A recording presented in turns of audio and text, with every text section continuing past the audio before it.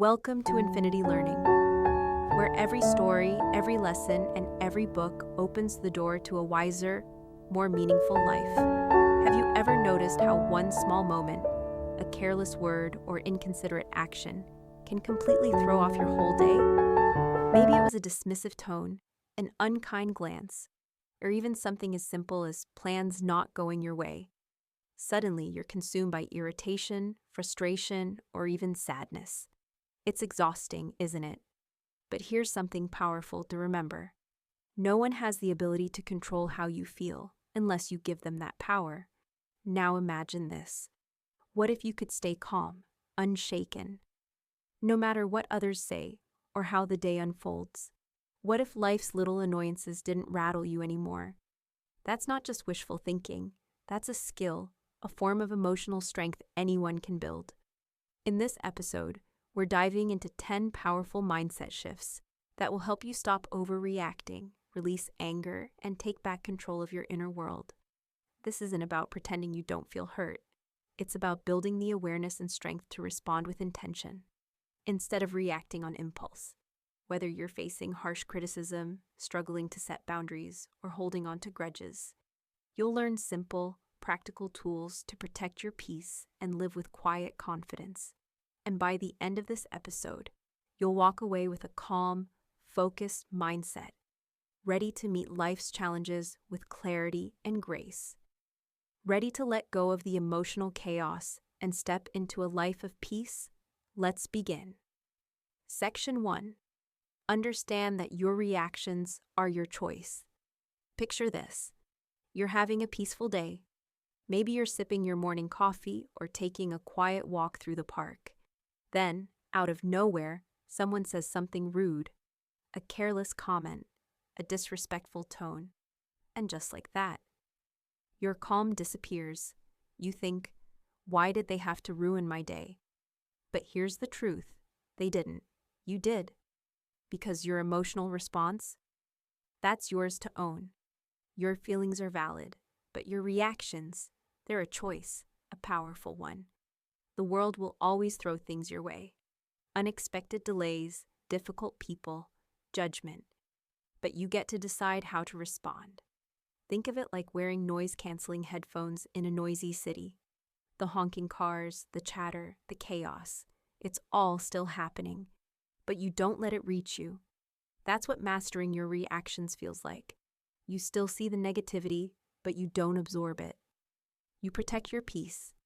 Viktor Frankl said it best. Between stimulus and response, there is a space. In that space is our power to choose our response. In our response lies our growth and our freedom. So the next time someone cuts you off in traffic or criticizes your work unfairly, pause. In that pause is your power.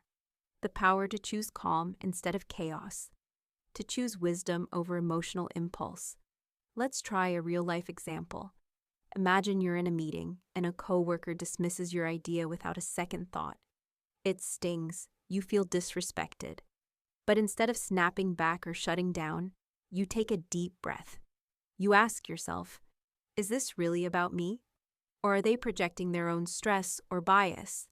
That shift in thinking, that moment of pause, changes everything. It puts you back in control. Because emotional mastery isn't about pretending you're never angry or hurt. It's about not letting those feelings run the show. Here's a simple way to practice that. 3-step strategy to regain control of your reactions. Pause and identify. When you feel triggered, stop and name the emotion. Anger, hurt, annoyance. Ask deeper questions. What's really behind this reaction?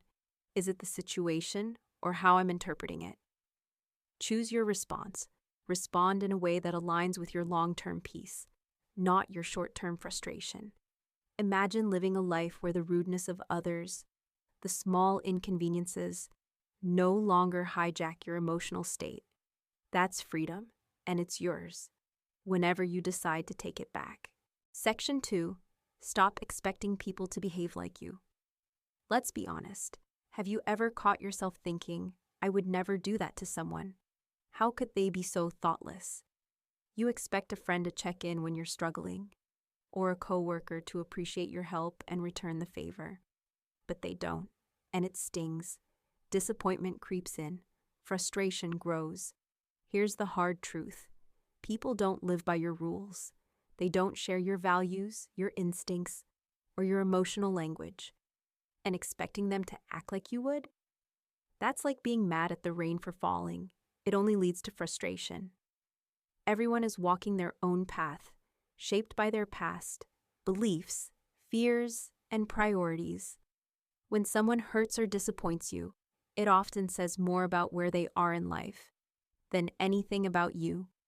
Trying to control how others behave is like trying to hold water in your hands. It slips through no matter how tightly you grip. Freedom begins when you release that grip. Here's an everyday example. Let's say a colleague constantly talks over you in meetings. It's annoying, right? But instead of seething or silently keeping score, ask yourself, is this really personal, or is this their habit, their insecurity, their need to dominate the space? When you let go of the idea that people should behave how you would, you stop taking things so personally, and you stop handing them your peace. Let's try a quick mindset shift. Notice your assumptions. What were you expecting from this person? Challenge the expectation. Is it really fair or realistic to assume they'll act like you? Shift your focus. Instead of wishing they were different, focus on how you can respond with calm and clarity. There's a quote that sums it up perfectly. Expectations are the root of all suffering. The less you expect others to meet your emotional standards, the more space you create for compassion, patience, and peace. Because when you stop expecting people to be who you want them to be, you start accepting them as they are. And in doing that, you free yourself, not just from disappointment, but from the emotional roller coaster that comes with trying to control what's never been yours to control. Let me know when you're ready for the next section. Let go of the need to always be right. Would you like me to continue in the same reflective YouTube voiceover style? Ban John Noi. Yes. ChatGPT John Noi.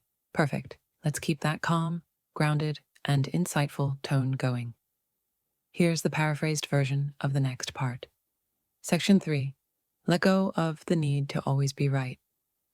Think back to the last time you got into an argument.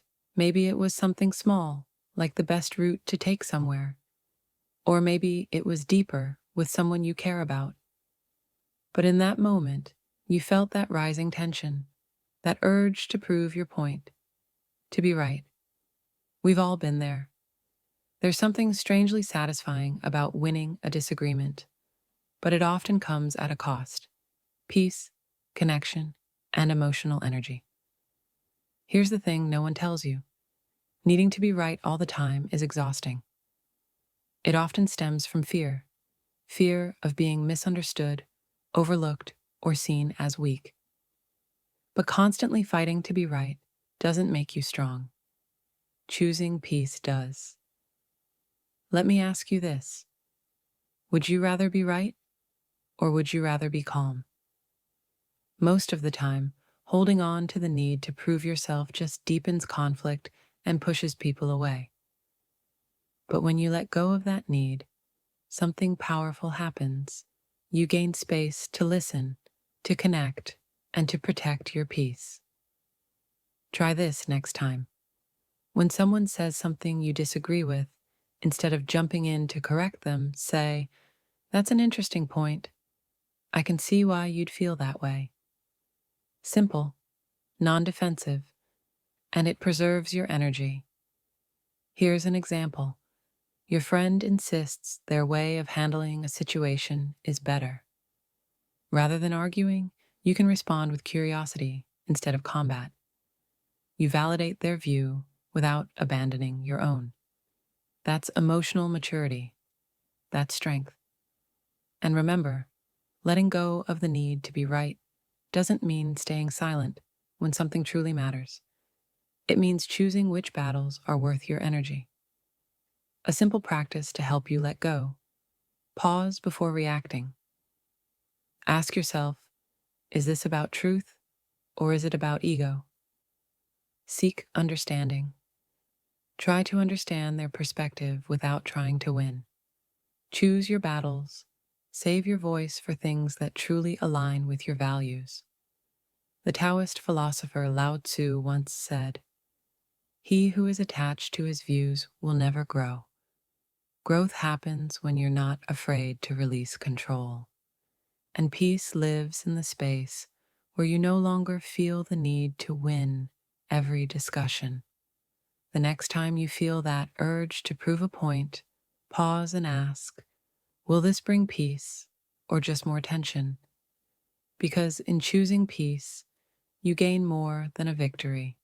You gain freedom. Section 4. Stop letting other people's words define your worth. Imagine you're sharing something meaningful, an idea you're passionate about, a story from your heart, and someone responds with a cold remark, a sarcastic tone, or just plain indifference. In that instant, your confidence crumbles. You question yourself. You feel small, all because of a few careless words. But here's what's vital to understand. Your worth is not measured by someone else's opinion. It's not up for debate. It doesn't rise when people praise you or fall when they criticize you. Your value is something you carry inside, not something the world gives or takes away. We often give too much power to other people's voices, letting them shape how we see ourselves. But when you rely on others for validation, you're handing them control over your emotions. True freedom starts when you stop doing that. Let's say a colleague critiques your work, not in a helpful way, but with sharpness that feels personal. You could spiral into self-doubt. Or you could pause and say to yourself, their words reflect their lens, not my worth. Detaching from someone's negative opinion doesn't mean ignoring feedback. It means protecting your peace from unnecessary harm. Here's how to reclaim your emotional power. Pause before reacting. When you feel that sting, breathe before you respond. Separate truth from opinion. Ask, is there something useful here? Or is this just noise? Affirm your worth. Remind yourself, I don't need their approval to be enough. The Stoic philosopher Marcus Aurelius once said, "We love ourselves more than other people, but we care more about their opinions than our own." Let that sink in. Don't give someone else's passing comment more weight than your own lived truth. You're not what they say. You're what you choose to believe about yourself. So the next time someone's words try to shake your confidence, pause and ask yourself, am I letting this define me? Or am I standing in the truth of who I am? Because when you stop letting others define your worth, you make space for something far more powerful: self-respect, self-trust, and a peace no one can take away. Section 5. Protect your energy by setting boundaries. Picture this. You're already stretched thin, and just as you're about to take a moment for yourself, a friend calls needing a favor, or a coworker drops a last-minute task on your desk, and you say yes, even though inside you're screaming, I need space. Sound familiar? We say yes because we don't want to disappoint, offend, or seem unhelpful. But here's the truth. Every time you say yes to someone else at the expense of your well-being, you're saying no to yourself. And no one, not even the kindest people, can protect your energy for you. That's your job. Setting boundaries isn't selfish, it's self-respect. Without clear limits, your time, energy, and emotions Become wide open to everyone else's needs until you're left drained, resentful, and disconnected from yourself. You can't pour from an empty cup. You can't give your best when you're running on fumes. Boundaries aren't walls to keep people out. They're doors that let in only what's healthy and respectful. Here's a simple example. Let's say your friend regularly calls late at night to vent. You care deeply, but you're exhausted. Instead of silently resenting them, you gently say, "I care about you, but I need to keep evenings for rest. Let's catch up tomorrow instead." That's not rude. That's healthy. You're showing up for them and for yourself without self-sacrifice. 3 steps to begin setting boundaries. Be honest and clear. Speak your limits with calm confidence. "I'm not available for that right now." Use I statements. Focus on your needs, not their behavior. "I need quiet after work to recharge." Stand by your word. Once you set a limit, protect it. Every time you reinforce a boundary, you affirm your worth. Epictetus said it beautifully. Freedom is the ability to live as we wish. That freedom begins when you stop letting guilt make your decisions, and when you stop overextending yourself just to be liked or accepted. The next time you feel overwhelmed, pause and ask yourself, am I honoring my limits? Have I clearly shared what I need? When you protect your energy, you show up as your strongest, most present self, and you give the world your best without burning out. Section 6. Detach from the opinions of others. You finally share something you're proud of. An idea, a dream, a part of yourself. But instead of encouragement, you're met with judgment, dismissive glances, passive-aggressive remarks, and just like that, your self-belief wavers. Why does it hurt so much? Because we've been taught to measure our value by what others think, to seek approval as if it were oxygen. But here's a truth that changes everything. The opinions of others do not define you. Your worth isn't tied to applause. It isn't diminished by criticism. It's inherent, steady, yours. Everyone views the world through their own filter, their experiences, their wounds, their fears. So when someone offers judgment, it often says more about them than it does about you. Yet we internalize it. We let it chip away at our confidence, our voice, our path. But what if you didn't? What if you could hear their opinions and let them float by like leaves on a stream, acknowledged but not absorbed? Here's how to detach with strength. Pause and ask, why does this opinion matter to me? Does this person know your heart, your journey? Reaffirm your values. Come back to your truth. Ground yourself in what you know to be right for you. Let it pass. Just like the weather, opinions change. Don't let a passing storm shape your entire day. There's a powerful quote from Lao Tzu. Care about what other people think, and you will always be their prisoner. That's not a call to isolate. It's a call to liberate. To stop outsourcing your sense of self to the ever-changing winds of others' opinions. Here's a visual. Imagine you're wearing a new outfit you love. You feel confident, radiant. Then someone says, "That's an interesting choice." Now you have 2 options. Let their words rob you of joy, or remember that their opinion doesn't reduce your light. You choose how much space their words take up. So next time someone questions you, doubts you, or misunderstands you, ask yourself, am I living for them or for me? Because when you detach from their opinions, you make space to live authentically. You return to your own voice, and you stand in the kind of quiet confidence that no judgment can shake. Ready for the next one? Respond with silence, not anger, is a powerful turning point. Section 7. Respond with silence, not anger. Picture this. You're in a heated moment. Someone says something sharp, maybe even cruel. You feel your heart race, your fists clench, your mind goes into battle mode, and you want to strike back, to defend, to prove, to hurt them like they hurt you. But what if, instead of reacting, you simply said nothing? Not out of weakness, but out of wisdom. Because sometimes silence is the loudest response. When someone tries to provoke you, they want your reaction. They want your energy, your peace, your attention. Don't hand it to them so easily.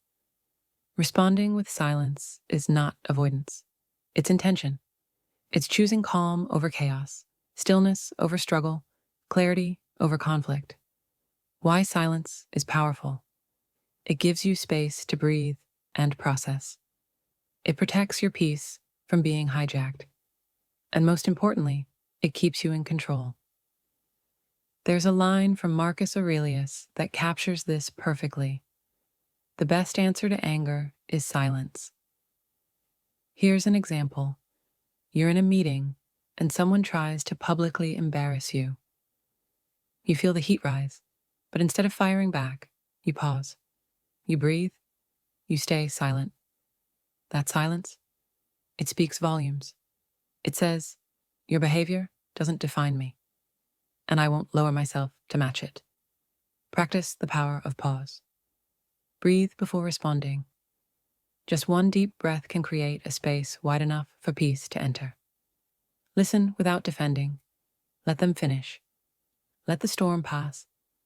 Then choose if it's even worth responding. Speak only when it serves peace. A wise teaching says, only speak if it improves upon the silence. Think about how often we regret the things we say in anger. But silence carries no regret. It gives you time. It gives you perspective. And sometimes it gives you the upper hand without ever lifting a finger. So the next time someone tries to push your buttons, pause and ask, is my response about peace or pride? Because silence isn't passive, it's powerful. And when you can stay quiet in the middle of chaos, you prove that nothing and no one has the power to take your peace without your permission. Thank you for being here with us at Infinity Learning, where every ending is just the beginning of another journey. Keep learning, keep growing, and we'll see you in the next video.